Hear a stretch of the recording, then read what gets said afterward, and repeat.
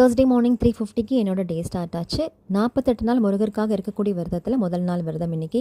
காலை எழுந்திரிச்சு குளிச்சுட்டு மாப் பண்ணிவிட்டு வாசலில் கோலமும் விட்டுட்டு அதுக்கப்புறம் மாட விளக்கும் ஏற்றியாச்சு. இந்த மாட விளக்கு டபுள் சைட் க்ளோஸ்டு அப்படிங்கிறதுனால எவ்வளோ காற்றடிச்சாலுமே நிதானமாக நின்று எரியும். அதுக்கப்புறம் இந்த 48 நாள் விரதத்தில் நிறைய டவுட்ஸ் கேட்டிருந்தாங்க. அதில் முதல் டவுட் வந்து பீரியட்ஸ் ஆனால் நம்ம தடங்கள் ஆகுமான்னு கேட்டிருந்தாங்க.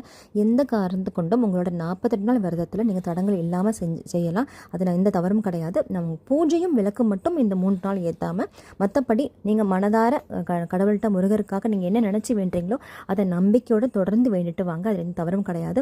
உங்களுக்கு தெரிஞ்ச கந்தசஷ்டியோ இல்லை முருகன் கவசமோ சண்முக கவசம் வேல்மாறல் இப்படி ஏதாவது படிச்சுட்டு வரலாம். அதில் எந்த தவறும் கிடையாது. அதுக்கப்புறம் நான்வெஜ் சாப்பிடலாமான்னு கேட்டிருந்தாங்க. 48 நாள் எந்த காரணத்து கொண்டும் நான்வெஜ் சாப்பிட வேணாம். வீட்டில் இருக்கவங்க சாப்பிட்றது தவறு கிடையாது. நீங்கள் 48 நாளும் விரதம் இருக்கிறது ரொம்ப நல்லது. 3 வேளையும் சாப்பிடாமல் இருக்கணுமா கேட்டிருந்தாங்க. நீங்கள் ஒரு பொழுதோ இல்லை 2 பொழுதோ இருக்கலாம்.